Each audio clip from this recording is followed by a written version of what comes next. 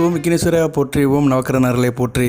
தெய்வ ராசியில் பிறந்த தனுசு ராசி, மகர ராசி, கும்பராசி, மீனராசி நேயர்களே, இந்த 4 ராசிகளுமே தெய்வீக ராசி அப்படிம்பாங்க.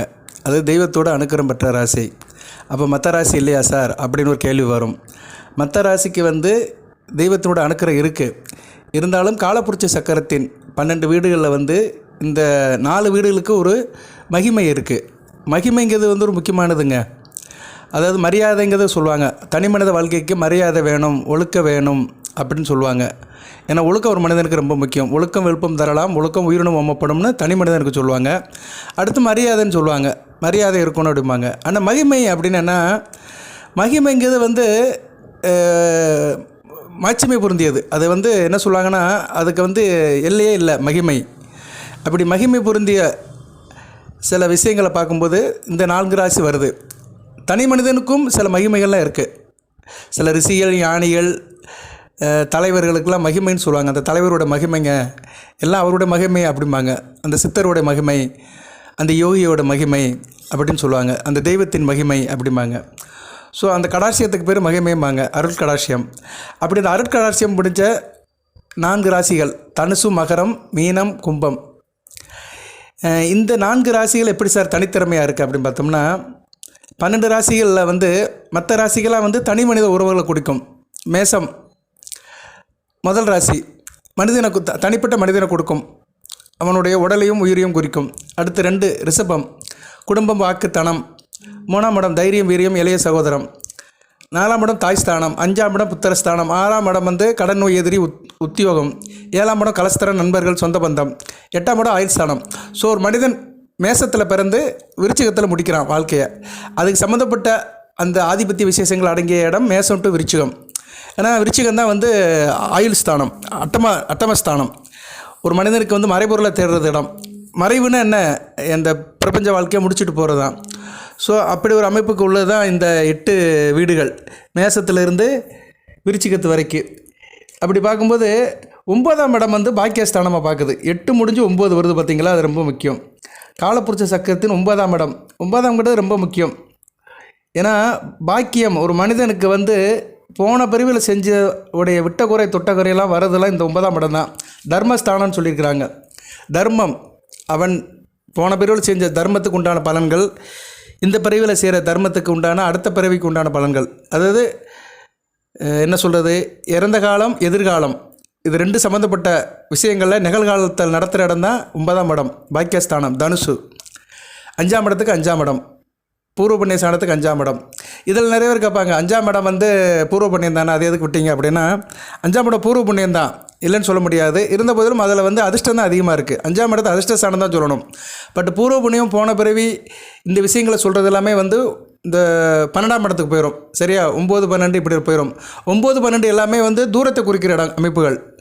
9, 12 எல்லாமே அடுத்து என்ன நடக்குமோ அதை சொல்கிற இடம். தர்மஸ்தானம். ஒரு மனிதன் வாழ்க்கையில் தர்மத்தின்படி தான் வாழணும். தர்மம் தான் முக்கியம். சரியா, தர்மங்கிறது மற்றவங்களுக்கு பொருள் கொடுக்க தர்மம் இல்லை. தர்மம்ங்கிறது ஒரு நியதி இருக்குது. சரியா, அது மற்றவங்களுக்கு பொருள் கொடுத்தா தான் தர்மம்னு கிடையாது. தர்மம்னா என்ன, நியதிப்படி வாழணும். அவன் அவனுக்கு நல்லபடியாக வாழணும். அப்படி இந்த தர்மத்தை குறிக்கிறது தனுசு ராசி. அடுத்து மகரம், காரியம். தெய்வீக ராசியில் காரியங்கிறது ரொம்ப முக்கியம். காரியம்தான் முக்கியம். கடமைங்கிறது ரொம்ப முக்கியம். ஒரு மனிதன் கடமையை செய்யணும், காரியத்தை பண்ணணும்.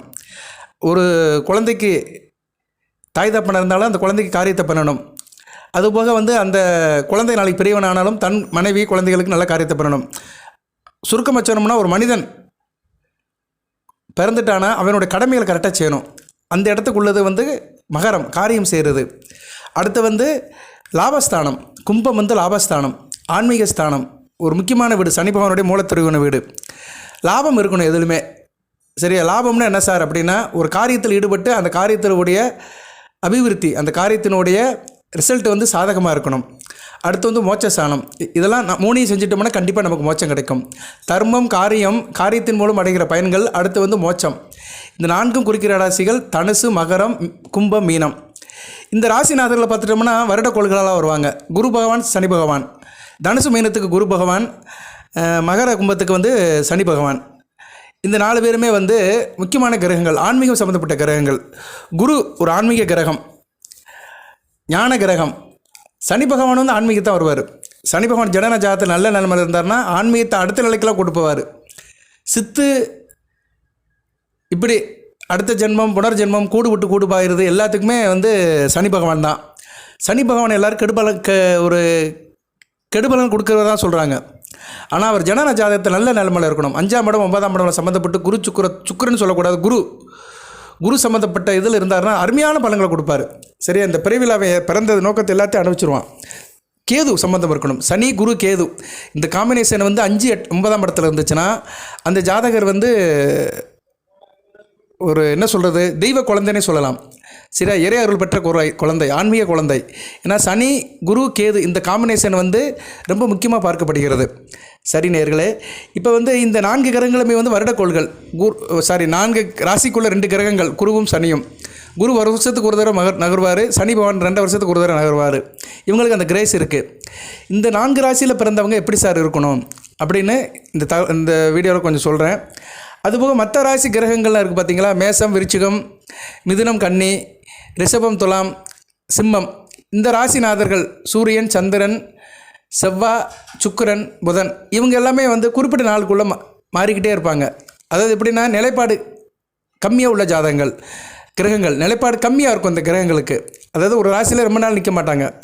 சுக்கிரன் 28 நாள் நிற்பார், புதன் 24 நாள் நிற்பார், சந்திரன் 2.25 நாளுக்கு மாறிடுவார், சூரியன் 30 நாளுக்கு மாறுவார், செவ்வாய் 45 நாளுக்கு ஒரு தடவை மாறிடுவார். சரியா, இப்படி வந்து இந்த கிரகங்கள் வந்து மாறிக்கிட்டே இருக்கும். ஆனால் சனி குரு தான் வந்து நிலச்சி நிற்பாங்க. ஒரு மனிதனுக்கு வந்து ஒரு நிலையான பலன்களை கொடுக்குறவங்க 2 பேர் தான். கஷ்டமோ நஷ்டமோ அதை வந்து நீடித்து நிலச்சி கொடுக்குற கிரகங்கள் இந்த கிரகங்கள் தான். ஸோ சனி குரு வந்து அந்த தெய்வத்தின் அனுக்கிரம் பெற்ற கிரகங்கள். சரியா, அதனால தான் அவங்களுடைய ராசிகள் வந்து தெய்வத்தினுடைய அனுக்கிரம் பெற்ற ராசிகளாக பாவிக்கப்படுகிறது. பொதுவாக தனுசு ஒரு நெருப்பு ராசி. அதில் போக வந்து அதில் வந்து உடைப்பட்ட நட்சத்திரம் பார்த்தோம்னா உத்திராடம் வந்து உடைப்பட்ட நட்சத்திரம், சூரியனுடைய நட்சத்திரம். மகரத்தில் உடைப்பட்ட நட்சத்திரம் அவிட்டம், செவ்வாயோட நட்சத்திரம். அடுத்து வந்து கும்பத்தில் உடைப்பட்ட நட்சத்திரம், மீனத்தில் உடைப்பட்ட நட்சத்திரம் பார்த்தோம்னா பூரட்டாதி குருவின் நட்சத்திரம். சூரியன் செவ்வாய் குரு 3 பேருமே ராஜகிரகங்கள். இந்த ராஜகிரகங்களுடைய உடைப்பட்ட நட்சத்திரங்கள் வந்து இந்த 4 ராசியில் வந்து ஆதிக்கம் செலுத்தும். சரியா, அந்த 4 ராசியிலுமே சம்மந்தப்படுவாங்க அவங்க 2 பேருமே. உத்திராடம் தனுசு மகரத்தில் வரும், அவிட்டம் மகர கும்பத்தில் வரும், பூரட்டாதி வந்து கும்ப மீனத்தில் வரும். ஸோ இந்த ராசிகள் காலப்புருஷ சக்கரத்தில் அப்படி நம்ம பார்த்துட்டு வரும்போது 4மே வந்து வித்தியாசப்பட்டு நிற்கும். இறையுள் மிகுந்த ராசிகளாக பார்க்கப்படுகிறது. தனுர் மாதம் ஆன்மீகத்துக்கே உள்ள மாதம். மார்கழி மாதம் தான் தேவர்கள் வந்து துயில் எழும்புகிற மாதம். தனுர் மாதம் தேவர்களே வந்து துயில் எழும்பி இறைவனை நோக்கி கும்பிட்ற மாதம். மகரம் அந்த தேவர்கள் துயில் எழும்பி தன் கடமைகளை செய்வாங்க. காலையில் எழுந்திரிச்சு அந்த தன் காலை கடமைகளை செஞ்சுட்டு அடுத்து வந்து என்னென்னா கும்பம் அவங்க வந்து ஆன்மீக சாலைக்கு போவாங்க. கும்பம் வந்து ஒரு ஆன்மீக சாலை, ஆன்மீக வீடு, ஞானக்கூடம் கும்பம். அதனால தான் அதுக்கு வந்து கும்பம்னு சிம்பிள் வச்சுருக்காங்க.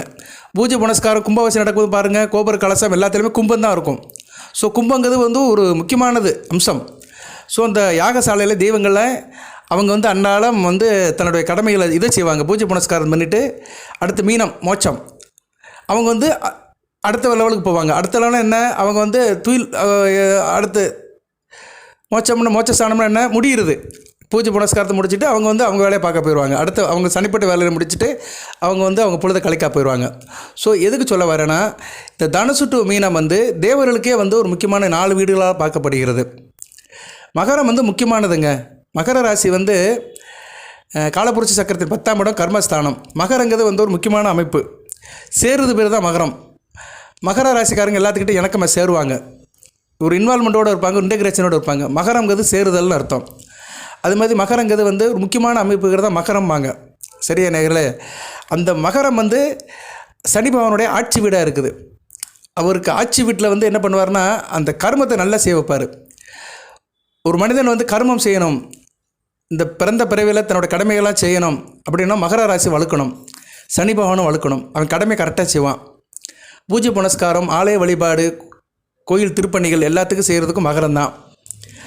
அதை செஞ்சு அது மூலிமா கிடைக்கிற பலன்களை அனுபவிக்கிறது வந்து கும்ப வீடு.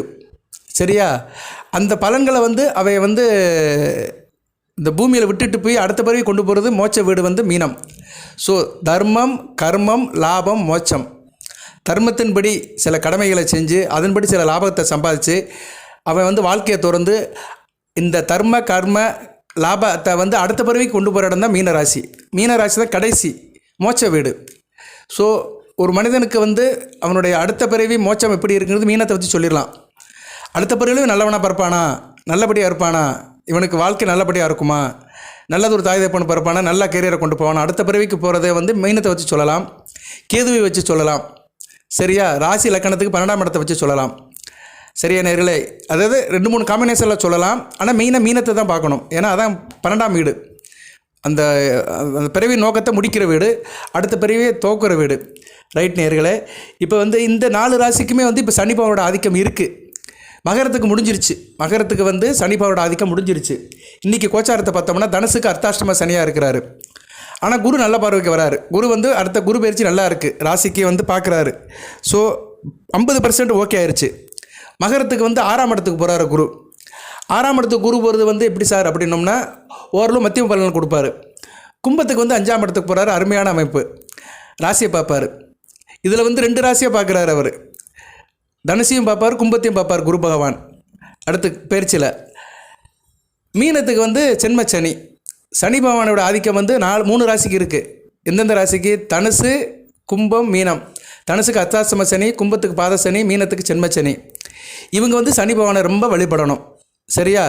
தெய்வீக ராசியில் பிறந்தாலுமே அந்த சனி பகவானை வந்து இவங்க வந்து ரொம்ப வழிபட்டாங்கன்னா இவங்களுக்கு வந்து ஈஸியாக பிரச்சனைகளும் தீர்ந்து போயிடும். அது என்னென்னைக்கு வழிபடணும்னு ஒரு 5 நாள் வச்சுருக்கிறேன் நான். முக்கியமான நாட்கள் 2025 வரைக்கும் எடுத்துருக்கிறேன். ஏன்னா ரொம்ப நம்ம வந்து சொல்லிட்டோம்னு வச்சுக்கோங்களேன், உங்கள் மைண்டில் நிற்காது. அந்த ஸ்கிரிப்டை கூட நான் போடுறேன், நான் வீடியோவில் போடுறேன். நான் சரியா நேரில் நான் மேனுவலாக தான் எழுதி வச்சுருக்கிறேன். அதை உங்களுக்கு வந்து வீடியோவில் போடுறேன். அந்த நாளை நோட் பண்ணி வச்சுக்கோங்க. அந்த நாள் அன்றைக்கி மட்டும் நீங்கள் வந்து சனி பகவானை கும்பிடுங்க. சரியா? சிவன் கோயிலுக்கு போங்க. இந்த 4 ராசி நேயர்களுமே வந்து சிவ வழிபாடு பண்ணணும். சிவன் கோயிலில் போய் குருவையோ அல்லது சனி பகவானை கும்பிட்டோம்னா இவங்களுக்கு வந்து தெய்வத்தினர்கள் பரிபூர்ணமாக கிடைக்கும். தனுசு, மகரம், கும்ப, மீனம்.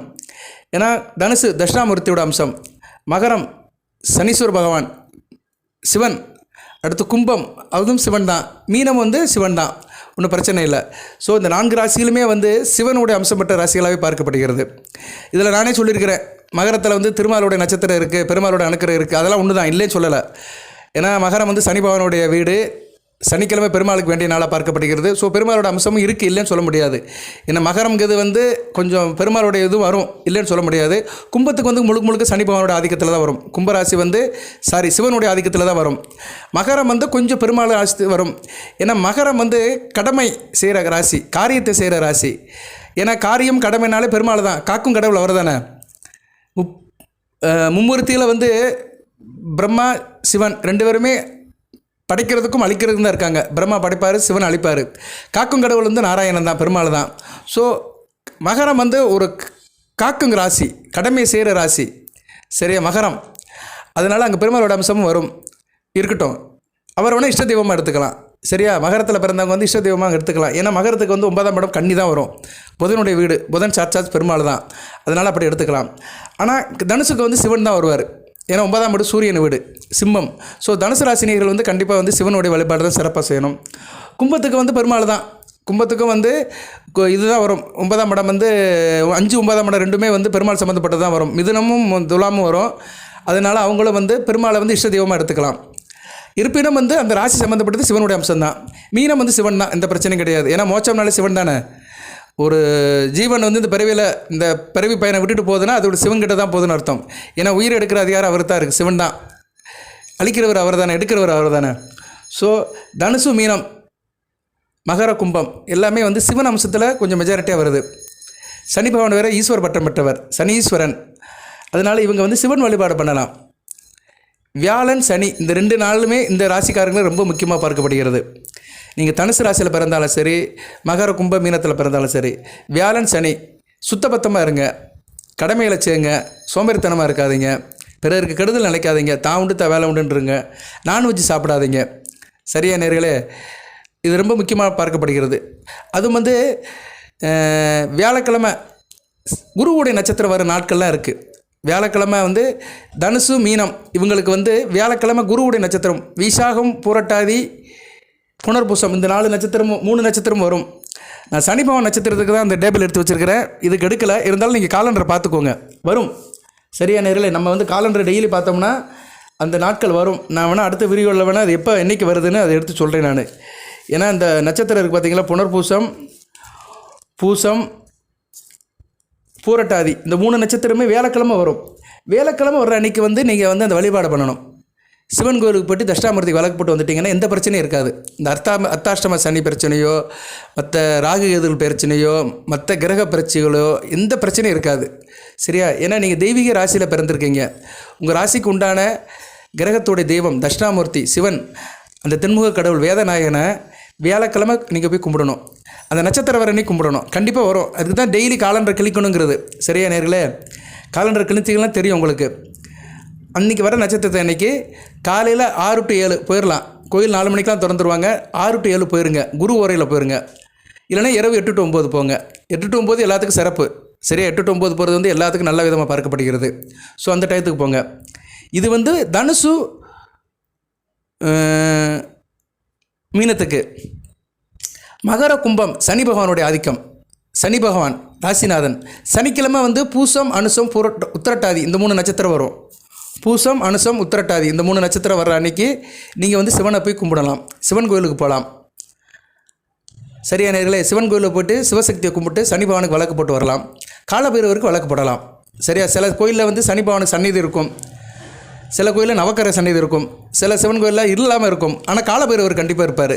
காலபைரவருக்கு வழிபாடு பண்ணலாம். ஏன்னா காலபைரவர் வந்து சனி பகவானுக்கும் செவ்வாய் பகவானுக்கும் குருவாக இருக்கிறவர். ஸோ காலபைரவர் வழிபாடு பண்ணிங்கன்னா அந்த தெய்வத்தோட அருள் பரிபூர்ணமாக கிடைக்கும். இப்போ வந்து மகர கும்பராசியில் பிறந்தவங்களுக்கு நான் வந்து டேபிள் எடுத்து வச்சுருக்கிறேன். இதில் ஒரு சுயநலமும் இருக்குது. நான் மகர ராசி, அதனால் இதை நான் போன வாரமே எடுத்துட்டேன். ஏன்னா வந்து இந்த 7.5 சனியில் இருக்கிறவங்களுக்கு வந்து இது பயன்படும். பரவாயில்ல. அப்படி பார்த்தா தனுசு ராசி நேயர்களுக்கும் இது பயன்படும். ஏன்னா அர்த்தமஷ்டனி நடக்குது, மீன ராசிக்கு பயன்படும். ஸோ நீங்களும் இந்த டேட்டை எடுத்துக்கலாம். நீங்கள் சிவன் கோயிலுக்கு போகலாம் அப்படின்னா சனிக்கிழமை. சனித்து ராசிக்கு அர்த்தாத்மா சனியில் பிரச்சனை இருக்குது. ஏன்னா தனுசு ராசியில் இப்போ சனி திசை நடக்கும். சில பேருக்கு வயசானவங்களுக்கு அவங்களாம் வந்து இந்த வழிபாடு பண்ணலாம். நான் சொல்கிற நாள் கோயிலுக்கு போனீங்கன்னா மிகச்சிறப்பு. மகர ராசியில் சனி திசை நடக்கும். சரியா? சனி திசை 50 வயசுக்கு மேலே இருக்கிறவங்க நடக்கும். ஒரு 40 வயசுக்கு மேலே இருக்கிறவங்க நடக்கும். அவங்களும் இதை குறிப்பெடுத்து வச்சுக்கலாம். கும்பராசிக்கு வந்து சனி மகா திசை வராது. சரி, சனி திசை வயசானவங்களுக்கு தான் வரும். அது வந்து நட்சத்திரத்துப்படி வரும். பூரட்டாதிக்கு வரப்போகிறது கிடையாது. சதயத்துக்கு வேணால் வயசான காலத்தில் வரும். அடுத்து வந்து அவிட்டத்துக்கும் வரும். அவிட்டத்துக்கும் வந்து ஒரு குறிப்பிட்ட காலத்தில் வரும். ஸோ அவிட்டம் சதயத்துக்கு வந்து சனி மகா திசை நடக்கும். நீங்களும் இந்த டேட்டா எடுத்து வச்சுக்கலாம். உங்களுக்கு 2 பிரச்சனை இருக்குது. பாத சனியும் இருக்குது, சனி திசையும் நடக்கும். மீனராசிக்கு வந்து ஆரம்ப கட்டத்தில் சனி திசை நடக்கும். சரியா? ஓகே, இதெல்லாம் வச்சுக்கிறோம் நம்ம.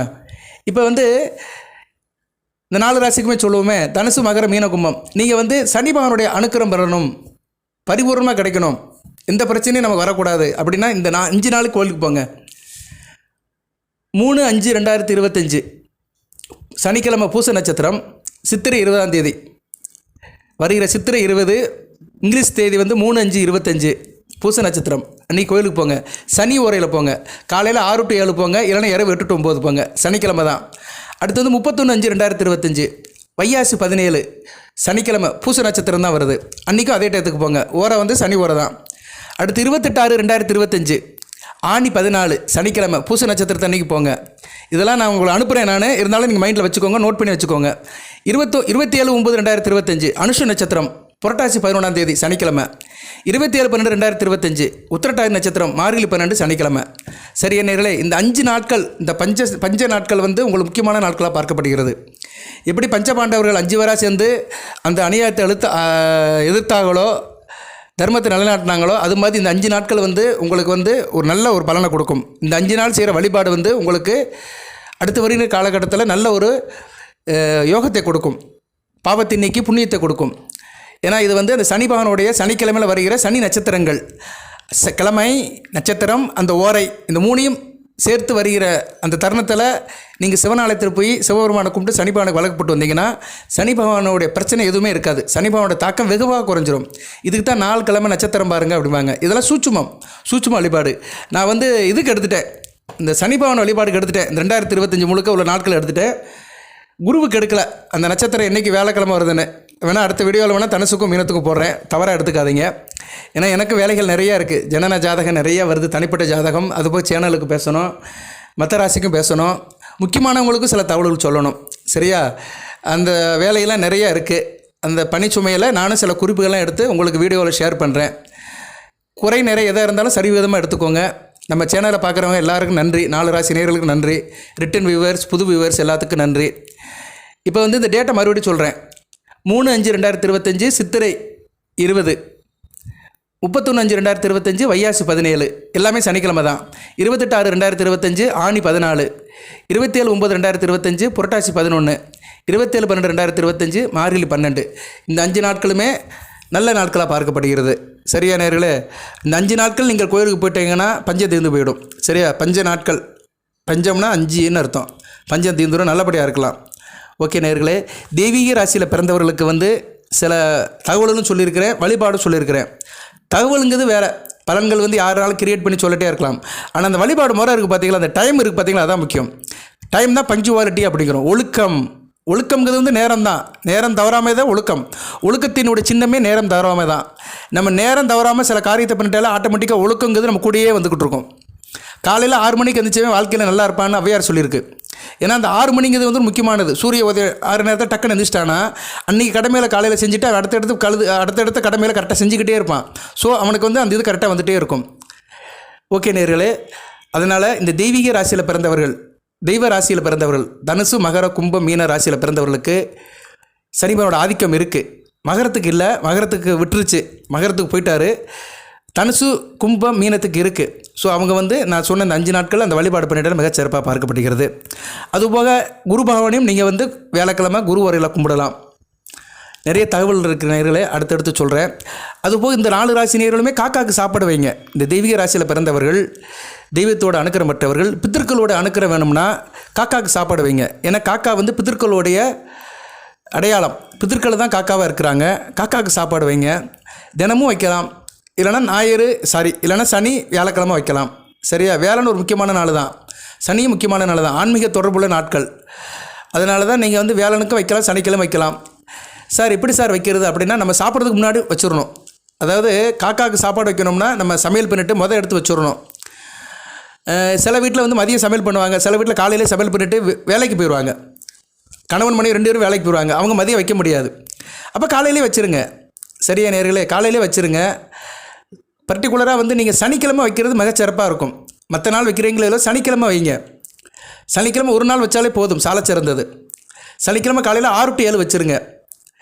6 to 7 சமையல் பண்ண முடியாது சார் அப்படின்னு சில தாய்மார்கள் நினைப்பாங்க. ஏன்னா தாய்மார்கள் தான் சமையல் பண்ணுறாங்க, ஆண்களில் வந்து சமையல் பண்ணுறது இல்லை.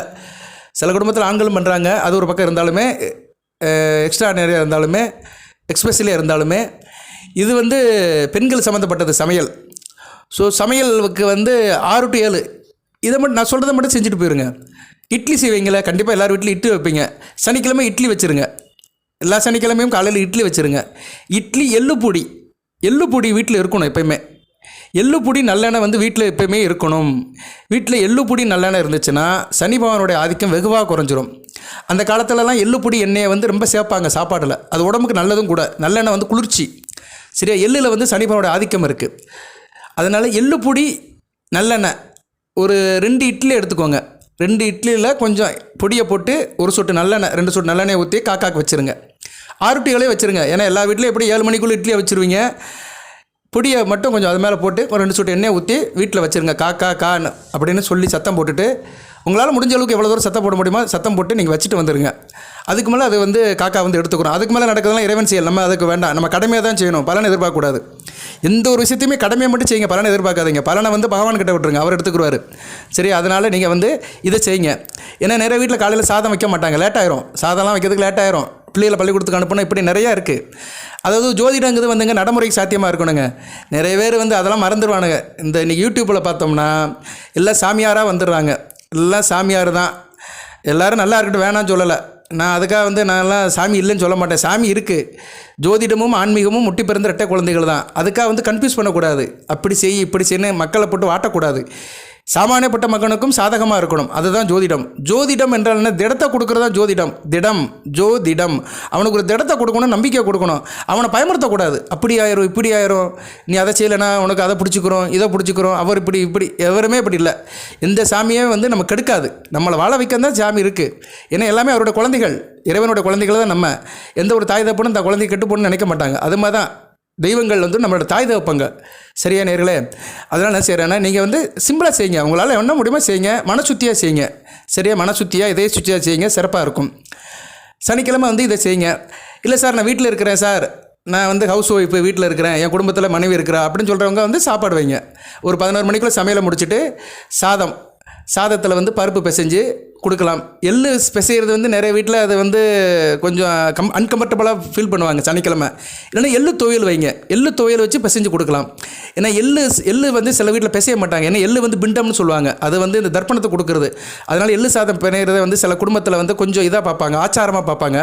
அப்படிப்பட்ட தாய்மார்கள் என்ன பண்ணுங்கன்னா, சாதத்தில் ஒரு சொட்டு நல்லெண்ணெய் ஊற்றுருங்க. சரியா? ஒரு தொத்து நல்லெண்ணெய் ஊற்றி அந்த எள்ளு பொடி இருக்குது பார்த்தீங்களா, எள்ளு பொடி அதில் போட்டு அப்படியே பண்ணிடுங்க. இந்த சாப்பாடுக்கு இட்லிக்கு வைக்கிறோம் பார்த்தீங்களா எள்ளு பொடி, அதை கொஞ்சம் அப்படியே போட்டுட்டு ஒரு உருண்டையாக உருட்டி அப்படியே காக்காக்கு வச்சுருங்க. அவ்வளோதான், அது போகும். அதுவும் உங்களுக்கு சங்கடமாச்சுன்னா வெறும் எள்ளு சாதத்தை மட்டும் நல்லெண்ணெய் ஊற்றி மட்டும் சாதத்தை பெஞ்சு வச்சுட்டாலே போதும். நல்லெண்ணெய் இருக்கணுங்க. ஏன்னா நல்லெண்ணெய் எள்ளில் தான் வருது. இதுதான் லாஜிக்கு. சும்மா சுற்றி சொல்ல வேண்டாம். இது ரொம்ப நான் ஸ்டாப்பாக போயிட்டு இருக்குது. நல்லெண்ணெய் எள்ளில் தான் வருது. ஸோ நல்லெண்ணெய் எந்த அளவுக்கு நம்ம சேர்க்குறோமோ அந்த அளவுக்கு சனிப்பாவோட ஆதிக்கம் நமக்கு வெகுவாக குறையும்.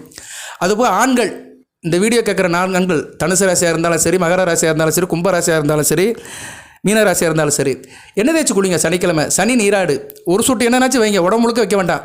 உள்ளங்கையில் கொஞ்சம் எடுத்து வலது கையில் கொஞ்சம் 1 ஸ்பூனோ 2 ஸ்பூனோ நல்லெண்ணெயை ஊற்றி உச்சந்தலையில் வச்சுட்டு ஒரு அரை மணி நேரம் ஊற வச்சுருங்க. ஊற வச்சுட்டு பல்லு விளக்கிட்டு குளிச்சுட்டு அப்படியே வந்துடுங்க. சரியா? கொஞ்சம் போல சீக்கா போட்டு குளிச்சிட்டிங்கன்னா ரொம்ப நல்லது.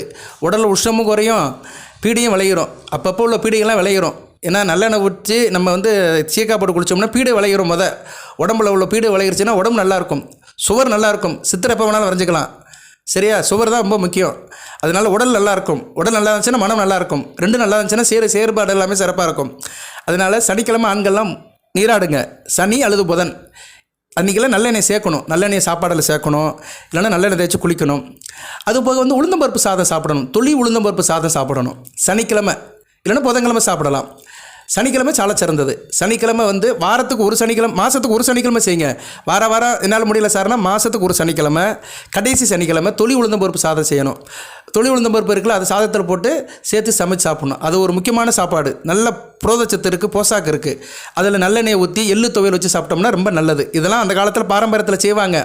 வீட்டில் ஒரு பிள்ளை சடங்காயிருச்சுன்னா அந்த பிள்ளைக்கு உளுந்தம்பருப்பு சாதம் கிண்டி கொடுப்பாங்க, உளுந்தங்களி கிண்டி போடுவாங்க.